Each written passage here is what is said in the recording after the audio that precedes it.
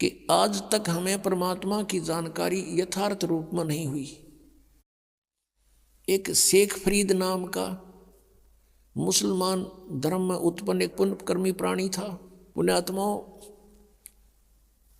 हम आज से नहीं जन्म मर रहे, असंख्य जन्म हो गए, और इस चतुर्युगी में हम सतयुग से लेकर आज तक जन्मते मरते रहे।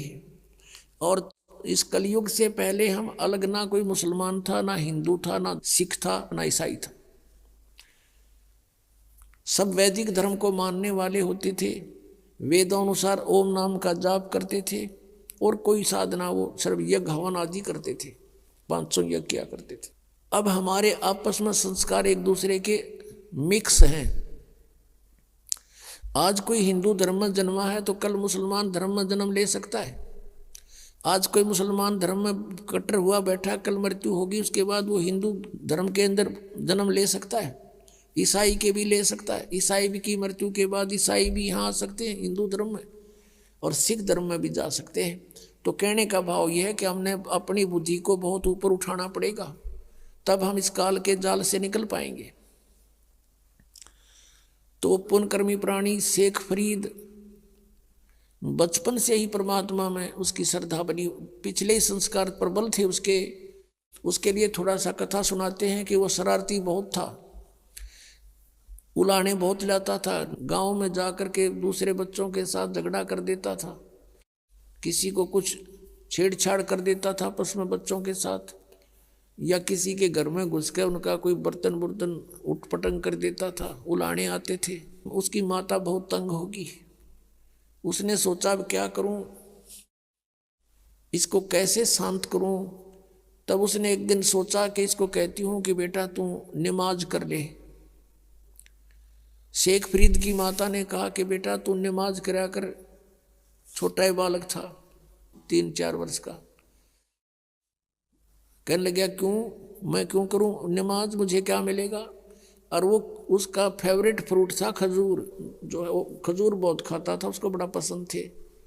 उसने कहा, माँ ने कहा बेटा अल्लाह तुझे खजूर देगा, कि सचमुच कहा प्रतिदिन, हाँ प्रतिदिन देगा। वो कहने लगा माँ बता फिर कैसे करते नमाज। न बोली डट जा, कोई समय होता है नमाज करने का, मैं बताऊंगी, इतना बैठ जा। वो इतना बैठा रहा। अब माँ ने सोचा मेरा काम करने का समय है, इसने ला दूं नमाज करन, और तू काम कर लेगी इतनी ना, तो कह रहा पता नहीं क्या लाने लाओगा। उसने एक कपड़ा बिछाया और कहा बेटा ऐसे मत्था टेक ले, और यूं कहता रहे अल्लाह मुझे खजूर दे, अल्लाह मुझे खजूर दे, यही नमाज है। और तो उसके याद किया होती बालक के। जब उसने वो काफ़ी देर करता रहा, उसकी मम्मी ने क्या किया, एक पत्ते में खजूर लपेट के, थोड़ा सा खजूर 2 पत्तों में, उस कपड़ा बिछा रखा था उसके नीचे रखे ही। और जब सारा काम कर लिया, जब कहने लगी बेटा आंख खोल दे बाजा, वो उठा, उसने देखा इधर उधर, कहने लगा माँ अल्लाह ने खजूर तो दिया ही नहीं, मैं नहीं करूँ आज के बाद बिल्कुल भी। उसकी माँ ने कहा बेटा अल्लाह ऐसे सरेआम थोड़ा ही देता है, वो तो गुप्त देता बेटा, देख कहीं रख गए होंगे आसन के नीचे। उसने कपड़ा उठाकर देखा तो रखा मिला, खावर कूद खा लिया, वाह जी वाह। फिर कहता माँ अब फिर बता कब करनी है वो नमाज। एक दिन क्या हुआ कि माता ऐसे प्रतिदिन उसको बैठा दे, वो ऐसे ही बिल्कुल दर्द होकर 2-2, 3-3 घंटे उठे को नहीं। एक दिन उसकी माता वो खजूर रखना भूल गई, और उसने कह दिया आजा बेटा। वो उठ गया, उसने उठाकर पल्ला देखा, खजूर चीज रखे जैसे पहले रखती थी उसकी माँ। अब फिर उसकी माँ के भी याद आ गया कि आज तो मेरे से गलती होगी, यू कभी नहीं कराई विसा नालायक से, आज इसको खजूर मिले नहीं। तो उसी समय वो खजूर खाता हुआ आ रहा था। उसकी माँ ने कहा बेटा ये खजूर कहाँ से लाया तू, अल्लाह रोज देता है मुझे। कहने लगी कहाँ था ये खजूर, अग वहीं जहाँ पहले रखते थे, आज दिखाऊं, एक पत्ता तुम्हें छोड़ के आया हूँ नीचे वाला। अब जाके देखा सचमुच खजूर जो के जो। उसकी माँ तो हैरान रहेगी, कि हे परमात्मा बड़ी सुनी ना, तो आज के बाद तो कभी नहीं करो नमाज। कहने का भाव ये है कि कहते हैं पिछली तब से होते हैं पूर्ण हंस मुराद। पिछला संस्कारी हंस था, परमात्मा ने आस्था बढ़ानी थी, उसकी माँ का भी फिर लगन बन गई, वह तो बस नकली सा काम कराया करती।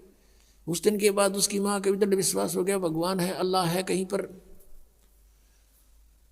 तो जब वो बड़ा हुआ तो उसने घर त्याग दिया, क्योंकि रुक नहीं सकता वो प्राणी जिसको चाह भगवान की है। अब जो परंपरागत उनकी क्रियाएं थी, मांस खाना, वो उनको पसंद नहीं था उस प्यारी आत्मा को।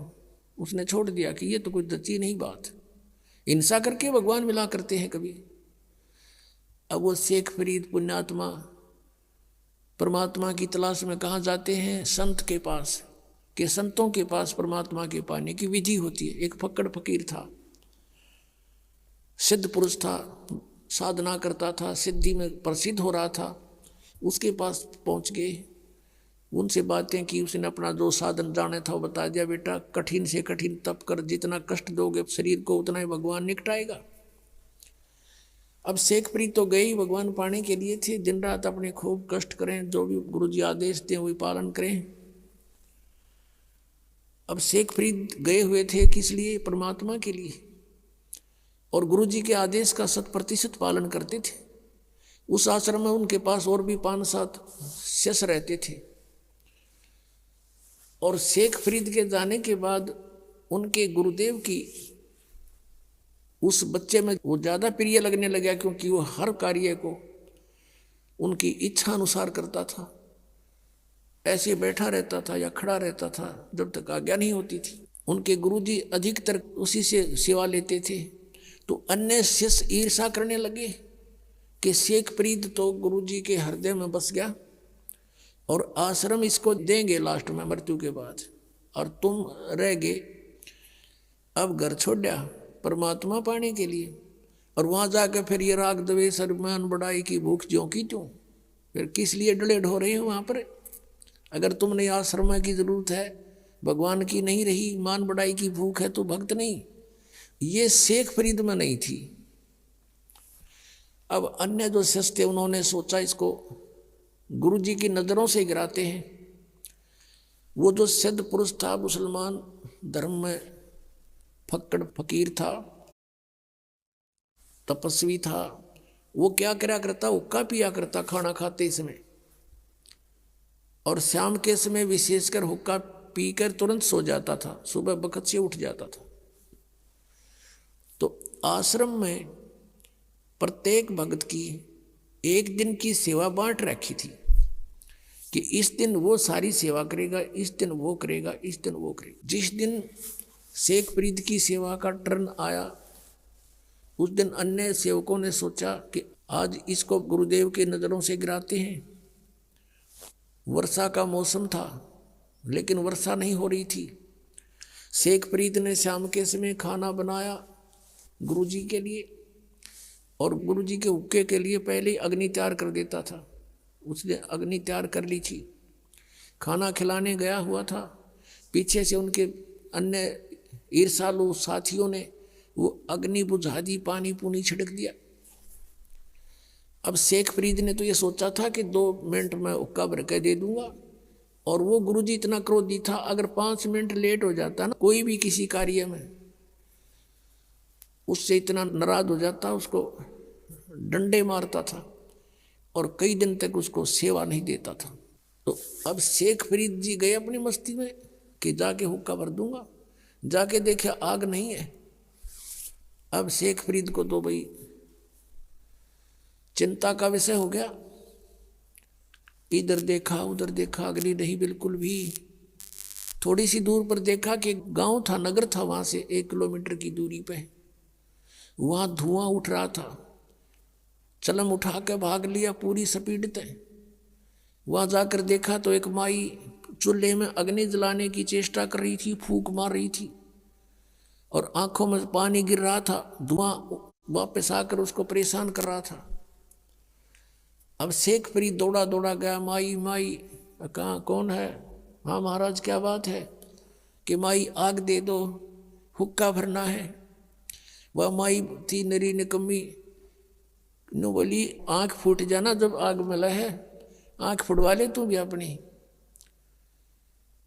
अब वो बोला आदमी था, साधु संत बोले वाले होते हैं, अकमाई आंख फूटने से अग्नि मिल जाएगी? कहाँ मिल जाएगी? वनु का कर फिर फू फू करने लगेगी। अब उसने दे के चिमटा आंख में और बाहर निकाल कर रख दी, ले माई आग दे दे मुझे, ये आंख फोड़ ली मैंने। अब माई ने देखा, उसके तो पाया तले की धरती निकलेगी कि तू उस महात्मा का शिष्य है, वो बड़ा सिद्ध पुरुष है, और उसने कुछ वचन बोल दिए, तेरा नाश हो जाएगा। उस माई ने सारी अग्नि बाहर काट दी चूल्हे थे, अगले बाबर ले। अब वो फटाफट धर के आकर उस आंख का एक बांध का कपड़ा सा और सपीटते फिर भाग लिया। उधर से गुरुजी ने आवाज लगाई, रे शेख फरीद, अरे फरीद कित मर गया। तीसरी आवाज जब लगाई, जब 2 एकड़ की दूरी से आवाज करी, आ गया गुरुजी, आ गया गुरुजी। गुरुजी ने पूछा भी क्या बात है, इतनी देर कैसे लगा दी? जी आग, मौसम वर्षा का था, गुरुदेव अग्नि जलाई थी लेकिन आग बुझ गई, गांव से दौड़ के लाया हूँ। अच्छा रख दे। अब अग्नि रख दी, तो उक्का पीड़ का सोन की तैयारी में था, उसने देखा अंधेरा सा हो गया था, आंख का क्या लग गया? जी आपके रहते क्या लगे गुरुदेव, क्या लगे? नौका गवार निकल गया। अच्छा भाई, अब माई ने सारी रात काटनी मुश्किल होगी, अब तेरे ऊपर बिजली गिरेगी, वो बताओगा गुरुजी को ऐसे ऐसे, और ये सिद्ध पुरुष है को वचन बोल दिया, तेरा नाश होगा। सुबह सुबह जाली माई ले करके उसको आंख को मटके के कापण पर ढक्कन पर रख कर लेगी और कहा, महाराज मेरे से गलती होगी, माफ कर दियो, आपका शेष अग्नि लेने गया था, मैं ऐसे ऐसे धूमे में दुखी हो रही थी और मेरे मुख से निकल गया कि आंख फुड़वा ले, आंख फुटे तो अग्नि मिलती है, और आपके शिष्य ने आंख निकाल कर रख दी, महाराज मेरे फिर गलती होगी, माफ कर दो। माथा टेक कर रोआ बुढ़िया माई। अब उस गुरुजी के समझ में नहीं आ रही, या कहना के चाह रही है। वो बोला, माई मुझे ढंग से बता क्या बात है। कहने लगे, जी ऐसे ऐसे बात थी। शेख फरीद को बुलाया, अरे फरीद इधर आ। कहाँ जी? अरे क्या हो गया? आपके रहते क्या हो गुरुदेव, आपके दास को आपके रहते क्या होना था? ये कपड़ा क्यों बांध रखा है? जी ऐसे ही करके। बोला खोल दे इसको। उसने कपड़ा खोल दिया तो आंख ज्यों की त्यों पाई उस फरीद की। अब वह माई देख कर हैरान रहेगी, लेकिन दूसरी आंख से वह कुछ छोटी बन गई। ये यकीन दिलाने के लिए कि सचमुच ये घटना घटी है। अपने आत्माओं, ऐसे सिद्ध पुरुष और ऐसे करामात दिखा देते हैं तो फिर उसके ऊपर शंका हो किसने? अब ये बातें अब तत्व ज्ञान से आपका समझ में आएंगी कि ऐसा सिद्ध पुरुष था वो तपस्वी होका पहाड़, कि उसके क्योंकि पिछले संस्कार थे उन पुनकर्म प्राणियों के, पिछले ही तप से होते हैं पूर्ण हंस मुराद। वर्तमान की सिद्ध साधना कुछ थी नहीं उनकी, दोनों की, ना शेख फरीद की थी ना उस गुरु की थी, पिछले संस्कारों से थी, पिछले जन्म जन्मों के वो विद्यमान होते हैं। तो भी उन्हीं को अंगड़ाई आती है भक्ति की, घर त्याग देते हैं, लेकिन आगे साधना ना होने से वो अपनी बैटरी डिस्चार्ज कर जाते हैं ऐसे सिद्धि दिखाकर। अब सब जगह आसपास चर्चा का विषय हो गया, उस महाराज की वाह वाह होगी कि एक बालक की ऐसे ऐसे आंख भी पूरी कर दी उसने। सारी जनता आसपास की पूजन लायक गिर, वो महात्मा सिद्ध पुरुष और सुप्रीम वो हो गया वहां का संत। अब कुछ दिनों के बाद क्या हुआ कि उसकी मृत्यु होगी। मृत्यु के उपरांत शेख फरीद ने वो आश्रम त्याग दिया, सोचा साधना करनी है। गुरुजी ने कहा कठिन तप करो, भगवान निकट आवेगा, उसके दीदार हो जाएगा। शेख फरीद तो परमात्मा पाने के लिए घर से निकला था और भगवान ना मिला तो इस मनुष्य शरीर का बनेगा क्या, मैं करूंगा क्या इस मिट्टी का, ये सोचकर गुरुजी के आप बताए अनुसार घोर तप शुरू कर दिया। एक वृक्ष की मोटी टहनी कुएं के ऊपर से गई हुई थी। उसने सोचा बहुत साधना कर ली, वैसे करता हूं, ऊपर रस्सा बांध लिया वृक्ष के और अपने पैरों में बांध लिया दोनों में, और शेष रस्सा नीचे को लटका दिया और उल्टा लटक गया। अब 12 वर्ष तक उसने उल्टा लटक के कई घंटों कुएं में साधना की, और 12 वर्ष के अंदर 50 किलो अन्न खाया था शेख फरीद ने, 50 किलो 12 वर्ष में। यदि 10 ग्राम भी हम सोच कर चल रहे हैं तो एक महीने की भी 10 ग्राम तो होता भी कुछ को ना, 100 ग्राम माने तो भी एक महीने की ही 36 किलो हो जाती है। अपने आत्माओं, अब 12 वर्ष के अंदर 40 किलो अन्न खाया तो कैसा शरीर होगा उसका? अस्थि पंजर रह गया शेष।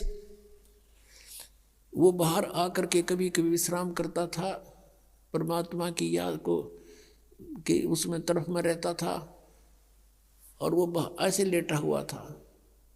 कौव्या ने देखा कि ये व्यक्ति मर चुका है, वो उसके ऊपर आकर बैठ गए। शरीर पर कहीं मांस था ही नहीं। उन्हें सोची कौवों ने कि माथे पर बैठ कर इनकी आंख निकाल लेते हैं। तब वो थोड़ा सा मुंह खुला उसका, कहा कि भाई कौवो, मेरे शरीर पर कहीं मांस बचा हो, उस मांस को खा लो, मेरी आंखों को मत छुओ, इसको ना डिस्टर्ब करो, मुझे अल्लाह के दीदार की आशा है, मैंने भगवान देखना है, आंखें छोड़ दो मेरी, बाकी कहीं तुम्हें कुछ मिले तो खा लो। ये मुसलमान थे, अर्धो मांस खाओ, बकरे काटें, गऊ काटें, ये परमात्मा पालेंगे? तो वो इतना दयालु कहता कौओं को कि मेरे मांस खा लो कहीं मिल जावे तो, पर मेरी आंख मत छेड़ो, आंखें मत डिस्टर्ब करो, मुझे अल्लाह के दीदार की आशा है। अब उसने सोचा कि अगर बाहर रहूंगा तो कौवे खा जाएंगे, आंखों को भी फोड़ देंगे, भगवान मिला नहीं। उल्टा ही लटक गया, धीरे धीरे सर्क के रस्सों के साथ में अभ्यास हो रहा था और फूट फूट कर रोने लग गया। अल्लाह का दर्शन हुआ नहीं और अब शरीर रहा नहीं, अब खत्म, प्राण जाने वाले, फूट फूट कर रोने लगा। अब क्या किया? परमात्मा कहते हैं गोता मारू स्वर्ग में और जा बैठूं पाताल, कह कबीर ढूंढता फिरूं अपने हीरे मोती लाल। ये इस तरह के साधक पिछले जन्म जन्मांतरों में कभी परमात्मा के परमहंस रहे हैं इस धरती पृथ्वी पर, लेकिन बीच में फिसल जाते हैं। उन्हीं में से शेख फरीद था। अब परमात्मा पहुंच गए वहां पर, उस कुएं पर खड़े हो गए और उसके रस्से को पकड़कर खींचने लगे, क्योंकि पहले कुएं बहुत गहरे होते थे, रस्से लंबे लंबे होते थे, ऐसे खींचने लगे बाहर को। शेख फरीद ने सोचा कोई शरारती आ गया पाली और मुझे डिस्टर्ब कर रहा है, और पहले भी ऐसे गवाले जो होते थे भेड़ बकरियां चराने वाले, जो गंवार टाइप व्यक्ति, उनमें से कोई ना कोई बाबा जी उस संत के रस्से को पकड़कर ऐसे हिला देता था और यूं बैठकर देखता था तमाशा। वो क्या कर लेता था, ऐसे सिर कर लेता था कि सिर में चोट ना आ जाए, और कभी कुएं के इधर लगता था जाके, कभी इधर। वो कुछ देर छेड़छाड़ कर चले जाते थे, पता था उसका कि किस किस के साथ लड़ूं, बच्चे हैं, करते रहेंगे। उन्हीं में से कोई और दूसरा उनको धमका देता था कि ऐसा मत करा करो संतों के साथ, तो कई दिन नहीं कोई आता था। अब शेख फरीद ने सोचा कि पहले तो ऐसे हिला लूका छोड़ जाते थे, आज यूं ऐसा निकम्मा मिल गया कि इसने बाहर निकाल लिया मैं। अब वो बाहर निकालते निकालते उल्टा लटका लटका कहता है, अरे भाई मुझे ना छेड़े, मुझे डिस्टर्ब ना करे, मैं अपना काम कर रहा हूं, तू अपना काम कर। परमात्मा ने कहा कि तू क्या कर रहा है यहाँ पर? ए भाई, मैं भगवान के दर्शन के लिए, परमात्मा को देखने के लिए, परमात्मा के पाने के लिए मैं साधना कर रहा हूं। तो परमेश्वर कबीर देव जी ने कहा कि मैं हूं अल्लाह अकबर। अब ये बात सुनकर शेख फरीद के माथे पर चोड़ी पड़ी, कहने लगा भाई मजाक ना करें, आप अल्लाह नहीं हो सकते, क्योंकि अल्लाह तो निराकार है, वो तो बेचून है, अल्लाह दिखाई थोड़ी देता है। अब परमात्मा कहने लगा भले आदमी, फिर तू डरे ढो इसमें, तू क्या कर रहा है? एक तरफ तो कहता मैं परमात्मा के दीदार के लिए प्रयत्न कर रहा हूँ, और परमात्मा निराकार बतावे तू, फिर क्यों डले डो रहा है इसमें? क्या फायदा तेरा इसमें ये साधना करने का जब वो निराकार है? क्या देखेगा उसका दीदार, क्या करेगा? अब क्या करे ना, गाम कर ज्ञान का तो चमका ऐसा लग गया करे। एकदम उसकी बुद्धि सेट होगी, मालिक खड़े सामने, उसको ये समझ में आ गई उस शेख फरीद के कि भाई अगर ये परमात्मा तो नहीं हो सकता, लेकिन परमात्मा का बाखबर जरूर है, यानी तत्वदर्शी संत अवश्य है। उसने उल्टा लटके लटके पैर पकड़ दिए कि महाराज मुझे भगवान का ज्ञान बता दे, मुझे अल्लाह की आवश्यकता है, अल्लाह के दर्शन करूंगा। परमात्मा ने कहा तुम फिर वही बात करे, अल्लाह के दर्शन करूंगा, तुम्हारा अल्लाह बेचून निराकार बताओ, तुम अल्लाह के दर्शन क्या खाक करेगा तू? अगर दर्शन करेगा तो अल्लाह साकार हुआ। अब वो कहता हाँ बिल्कुल ठीक है, नहीं तो दीदार शब्द आना नहीं चाहिए तुम्हारे मुख पर। तो वो कहने लगा जैसा भी है मुझे रास्ता बता दो, मैं भटक चुका हूं, मेरा अंत आने वाला है और परमात्मा मुझे मिला नहीं। अब परमात्मा ने क्या कहा कि बेटा बच्चा, इस देही शरीर के साथ तेरी के शत्रुता है, वो कभी खत्म कर लिया, बहुत कॉस्टली है, इस तरह परमात्मा नहीं मिलता।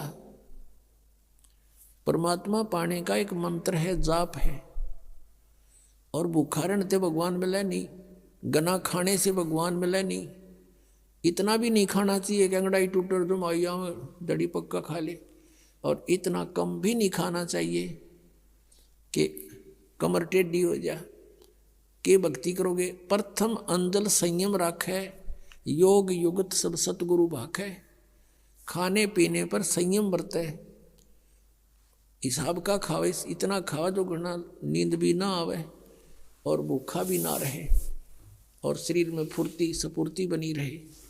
और ये साधना कर। फिर शेख फरीद को धीरे धीरे खाना खिलाया, फल खिलाए, फूल खिलाए, फिर धीरे धीरे खाना खाने लगा और फिर वो परमात्मा के साथ ही हो लिया।